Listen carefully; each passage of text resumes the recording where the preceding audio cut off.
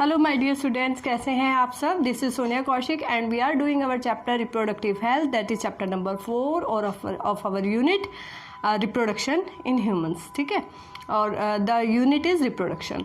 All हमने अभी तक किया है स्टूडेंट्स इसके अंदर कि किस तरीके से what are the myths and misconceptions about reproductive health and how the hygiene is important for this reproductive health, what is MTP and other topics. So today we are going to discuss important topics STD, that is sexually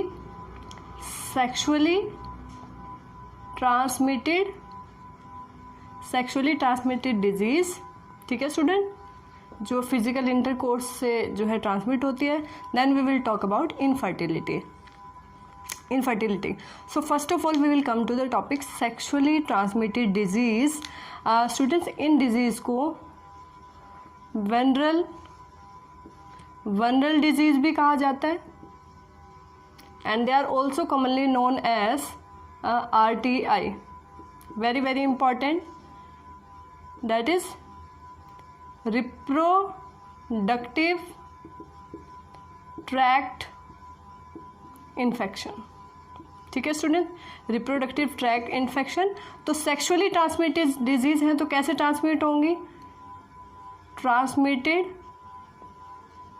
through sexual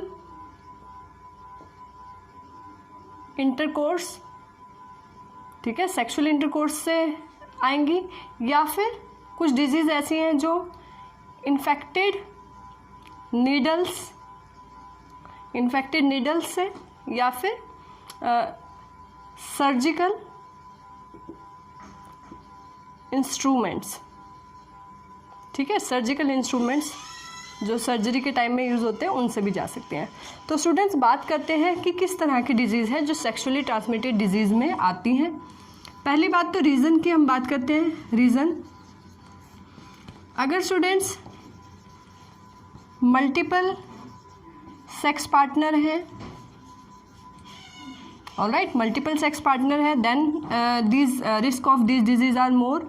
and if physical barriers like condoms are not used, all right.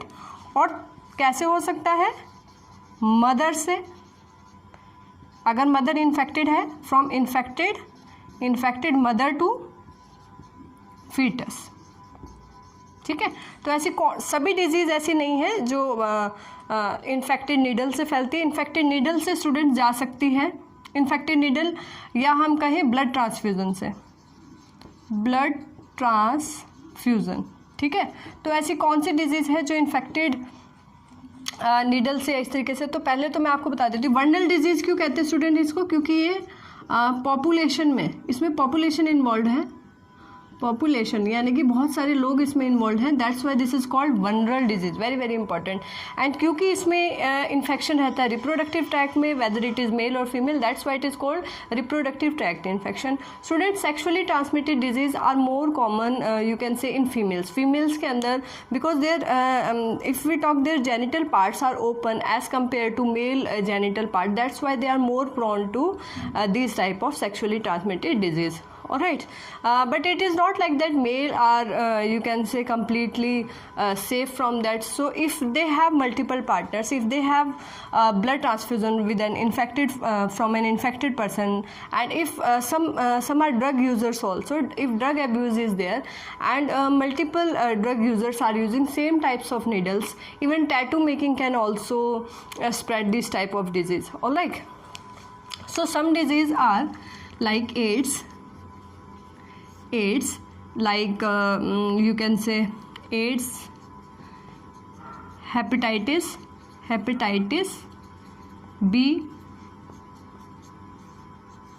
ठीक है, hepatitis B. और एक हम करेंगे इस पे genital herpes. ठीक है स्टूडेंट, तो ये डिजीज़ ऐसी हैं जिनका कोई क्योर नहीं है, no complete no complete cure, कोई कंप्लीट क्योर नहीं है। एंड एड्स अगर हम बात करें HIV से होता है student, that is human immunodeficiency virus. Hepatitis B की बात करें तो ये हेपेटाइटिस बी वायरस से होता है, ठीक है। और जेनेटिक्स हर्पिस की बात करें तो हर्पिस सिम्प्लेक्स वायरस से ही होता है। अभी मैं इनके ऑर्गेनिज्म, कॉजल ऑर्गेनिज्म भी लिखवाऊंगी। तो ये डिजीज़ ऐसी है स्टूडेंट जो ब्लड ट्रांसफ्यूजन से हो सकती है, या हम कहें जो इन्फेक्टेड मदर से फीटस के अंदर जा सकती है। इसीलिए आपने देखा होगा whenever there is a pregnancy, जब भी प्रेगनेंसी होती है तो mother have to go for some test, blood test होते हैं। तो in that blood test this AIDS HIV positive और negative, this HIV test is must. All right, so this is all about sexually transmitted disease. And if we talk about symptoms, what are the common symptoms? So students, there is swelling in pelvic region, ठीक है, swelling हो जाएगी, और slight pain रहेगा, slight pain, और हम कह सकते हैं ईचिंग होगी, ठीक है। वाइट डिस्चार्ज, ठीक है। तो इस तरह की कुछ चीज़ें जो है देखने को मिलती हैं, इनको हम सिम्टम्स कहेंगे। But in some disease, sexually transmitted disease जैसे एड्स की अगर हम बात करें तो उसमें बहुत समय तक ऐसा हो सकता है कि सिम्टम्स ना आए, कोई भी सिम्टम ना आए। तो अगर ऐसा कोई सिम्टम्स नहीं है तो इसका मतलब ये नहीं है कि सेक्सुअली ट्रांसमिटेड डिजीज़ नहीं है। तो सम टाइम द डिजीज़ में be present but that is asymptomatic, ठीक है। एड्स के केस में 5 to 10 ईयर्स तक ऐसे होता है कि पता ही नहीं लगता, क्योंकि HIV एक रेट्रो वायरस है स्टूडेंट्स, जो बेसिकली क्या करता है, अपने इसमें RNA जेनेटिक मटेरियल होता है, it changes its RNA into DNA and that DNA integrated into our DNA। वो ऑर्गेनिज्म ह्यूमन के DNA के अंदर वो इंटीग्रेट होता है। और आप सोचिए अगर एक सेल में DNA चेंज हो रहा है, दैट विल नॉट सिम्टोमेटिक, लेकिन जब बहुत सारी सेल्स में इस तरह का इन्फेक्शन हो जाता है रेट्रोवायरस का, then we come to know and that is for sure वो बहुत लेट हो जाता है and complete cure is not possible in that case, ठीक है स्टूडेंट्स। और इसके अलावा कुछ प्रोटोजोन डिजीज़ भी है लाइक ट्रैकोमोनासिस, तो उनकी भी अभी हम बात करेंगे। तो ये कुछ रीजंस है स्टूडेंट जिनकी वजह से ये हो सकती है सेक्सुअली ट्रांसमिटेड डिजीज़, एंड कुछ मैंने आपको बताया ये सिम्टम्स है, कॉमन सिम्टम्स रहेंगे। एंड तभी इसको, क्योंकि यहाँ स्वेलिंग हो जाती है, तभी इसको PID भी कहा जाता है स्टूडेंट्स, पेल्विक इन्फ्लेमेटरी डिजीज़ भी कहा जाता है, ठीक है। तो आपको इन सभी के जो अल्टरनेटिव जो भी नेम है वो आपको पता होना चाहिए। Next coming to the examples कि कौन से डिफरेंट टाइप की डिजीज़ हैं and what is the causal organism.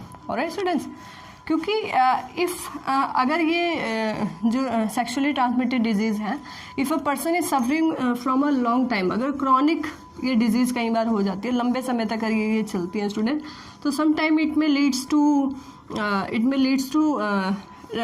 Cancer also, like cervix cancer या uterus cancer and ovarian cancer, these are most common in females nowadays.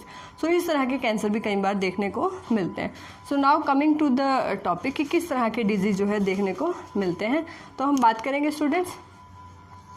पहले हम बात करते हैं एड्स, जो कि HIV से है। HIV is a virus. किस तरह का वायरस है पता होना चाहिए, retro virus. What is the full form, full form क्या है, ह्यूमन, फुल फॉर्म भी कई बार आ जाती है, पता होना चाहिए, human immuno deficiency disease, deficiency virus, sorry, human immuno deficiency virus, क्योंकि इसमें इम्यून सिस्टम वीक हो जाता है, that's why it is called immuno deficiency virus. और एड्स की फुल फॉर्म की बात करें स्टूडेंट्स, तो this is acquired immuno deficiency syndrome. All right, acquired immunodeficiency syndrome भी इसको कहा जाता है। Syndrome because it is a group of disease, कोई एक डिजीज़ नहीं है students. When a person is having HIV infection तो body is more opportunistic to other pathogens, और भी बहुत सारी बीमारियां जो है उस पर्सन को हो जाती है because immune system get weakens, ठीक है। तो इसलिए इसको डिजीज़ ना कह के इसको एक सिंड्रोम कहा जाता है, ठीक है। उसके बाद एक डिजीज़ की हम बात करते हैं स्टूडेंट्स अभी, साइफिल्स, जो कि होता है ट्रेपोनेमा पैलिडम से, ये एक बैक्टीरियल डिजीज़ है, ट्रेपोनेमा पैलिडम, ठीक है। उसके बाद एक बात करते हैं हम हेपेटाइटिस बी, ये होती है हेपेटाइटिस बी वायरस। स्टूडेंट्स यहाँ एक इम्पॉर्टेंट बात नोट कर लीजिए, ये ब्लड ट्रांसफ्यूज़न से भी फैलती है, ब्लड ट्रांसफ्यूज़न, ठीक है, लिख सकते हैं आप,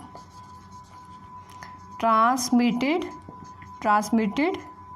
थ्रू ब्लड ट्रांसफ्यूज़न, ऑलराइट। और ब्लड ट्रांसफ्यूज़न से और कौन सी फैलती है, एड्स भी। ये साइफिल्स तो सेक्सुअल इंटरकोर्स से सीमन अगर इन्फेक्टेड है तब जाएगा। अच्छा, और ये ब्लड ट्रांसफ्यूज़न से जाते हैं स्टूडेंट्स, और इसके अलावा ये इन्फेक्टेड नीडल्स आप कहें, चाहे वो ड्रग्स के केस में यूज़ करें या ब्लड ट्रांसफ्यूज़न के लिए यूज़ कर रहे हैं। और इसके अलावा ये टैटू मेकिंग से भी, tattoo making, even shaving blade से भी फैलती है students, very important, shaving blade. मैं एड्स के बारे में ज़्यादा इसलिए बता रही हूँ because it is more common and no cure is there, ठीक है, कोई इसका क्योर नहीं है। और टैटू मेकिंग, एंड मैंने आपको बताया शेविंग ब्लेड से, टैटू मेकिंग से, एंड ईयर या हम कहें पिन्ना बोरिंग, नाक कान छेदते हैं ना, ईयर एंड पिन्ना बोरिंग से भी ये डिजीज़ जो है हो जाती है, ऑलराइट। और बात करते हैं, और है ट्रैकोमोनासिस,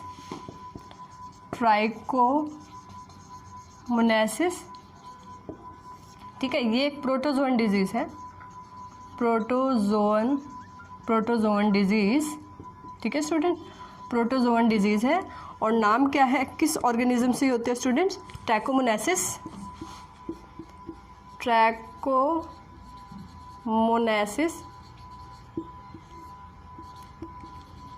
वैजिनैलिस, ठीक है, ट्रैकोमोनासिस वैजिनैलिस एक प्रोटोजोअन डिजीज़ है, मोर कॉमन इन फीमेल्स, ठीक है। उसके बाद हम बात करते हैं जेनिटल हर्पिस डिजीज़ जो, ठीक है, ये वायरल डिजीज़ है, हर्पिस सिम्प्लेक्स वायरस से ही होती है, ठीक है, किससे होती है, herpes simplex virus, very very important. Next और हम बात करें स्टूडेंट्स, वेरी इंपॉर्टेंट, एक और कर लीजिए, ठीक है, गोनोरिया, GONORRHEA, गोनोरिया। स्टूडेंट्स ये होती है एक बैक्टीरिया से, नाइसीरिया गोनोरिया, ठीक है, नाइसीरिया गोनोरिया से ये डिजीज़ जो है हो रही है।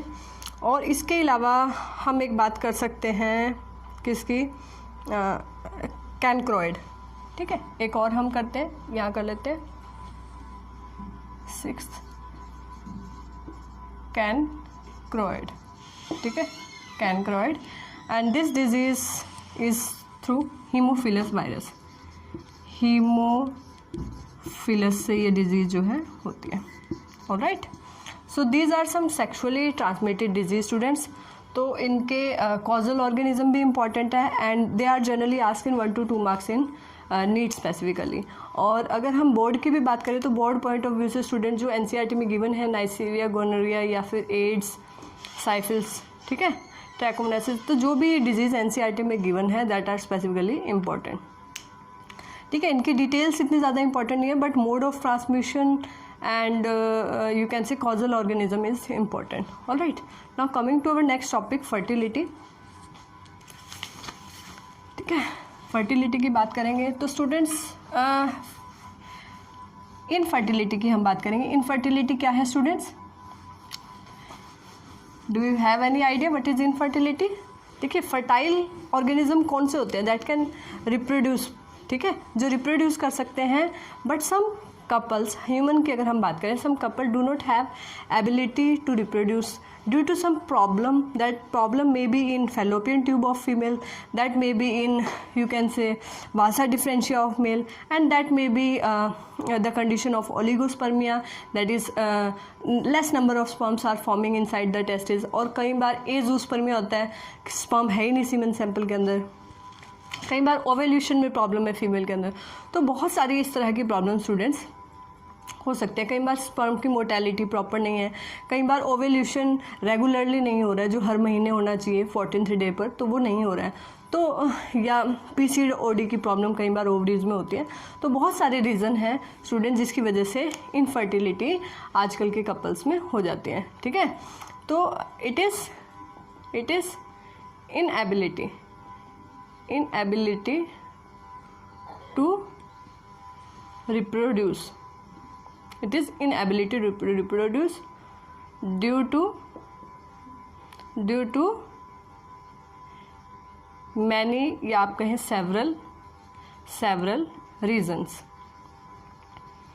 ठीक है, वो several reason मैंने आपको बता दिया. वो क्या हो सकते हैं? less sperm count. ठीक है, और क्या हो सकता है? Blocked fallopian tubes.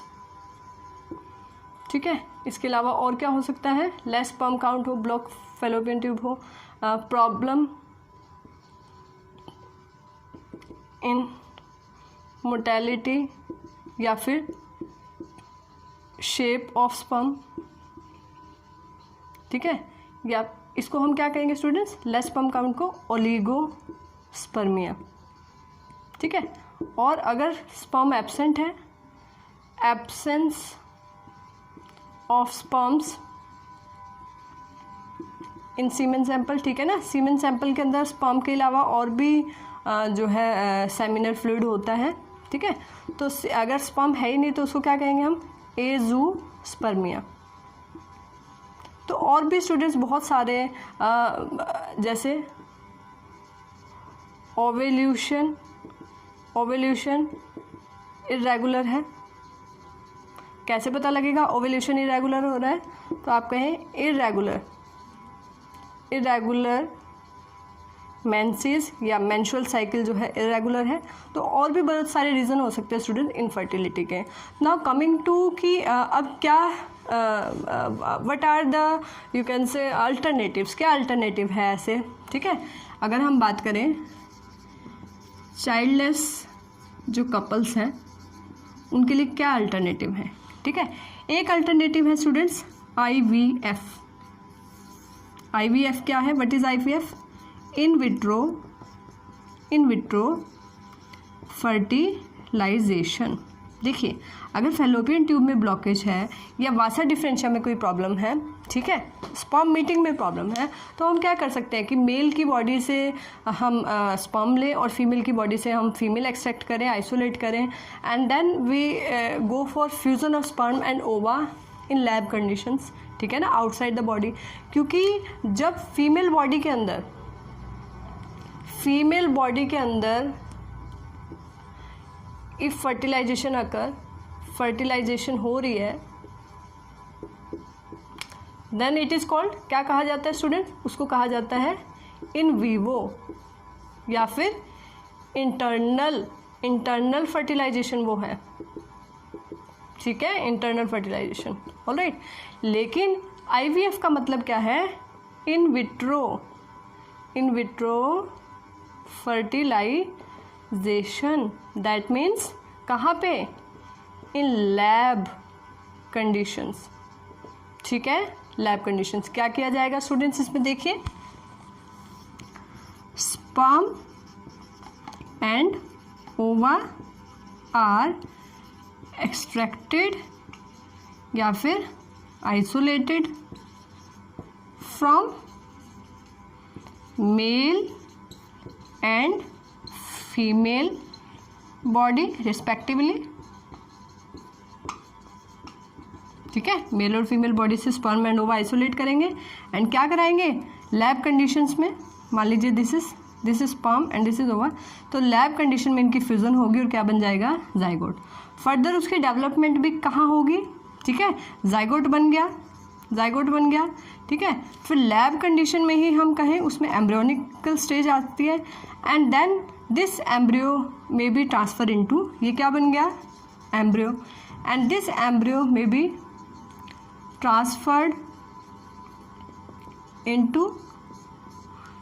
Into fallopian tube, या फिर यूट्रस के अंदर डायरेक्टली इसको ट्रांसफर कर सकते हैं, ठीक है। तो दैट इज कॉल्ड ZIFT। उस टेक्निक को क्या कहते हैं students, zygote intra fallopian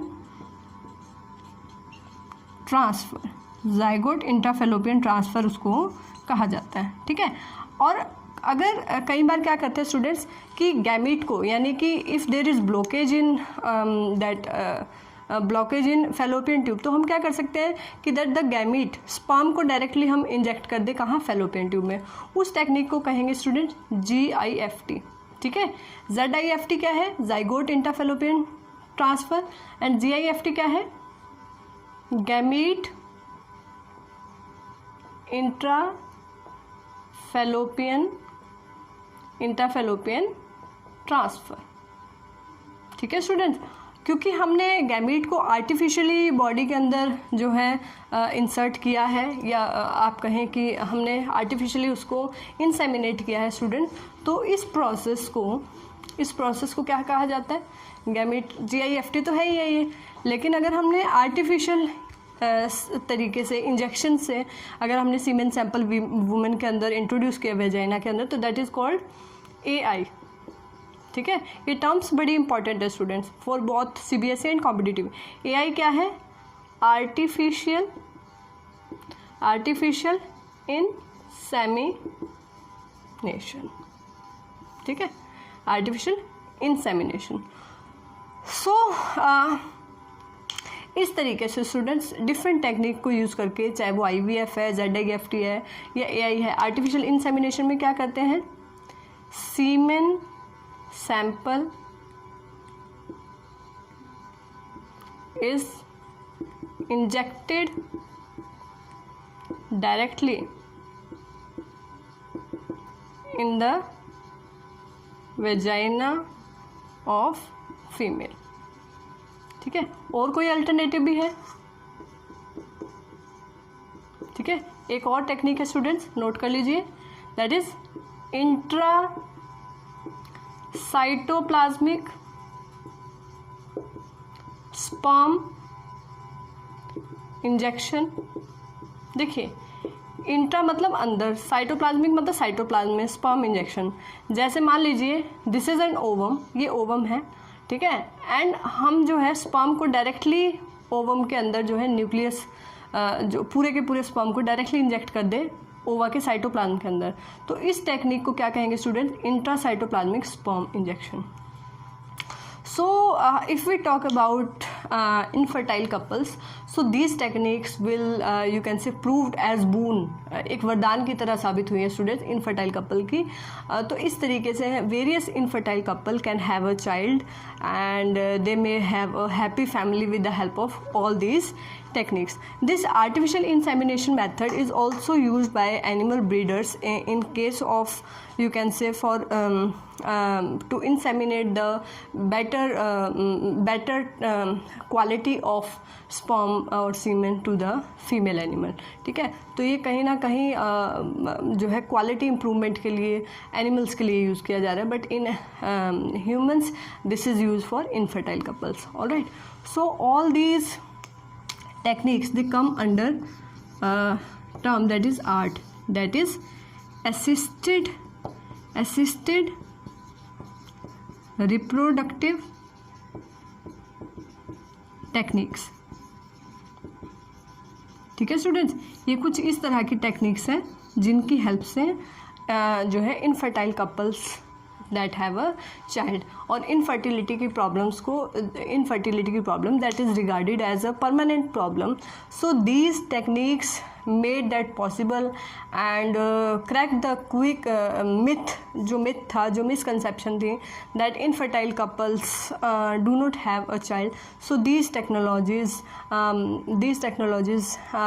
the hope for that childless couple. Alright student, so we will discuss some more terms, some more techniques in our next lecture, and we will try to compile the chapter, basic concept of this chapter in our next lecture, and after that I will take 1 or 2 lectures of need specific point of view. Okay, that is not given in our NCERT. So what we are doing NCERT first, we are doing our basic concept first, then we will move to need specific lecture. All right, so that both board student and NEET student, NEET aspirants may have a benefit. All right, thank you.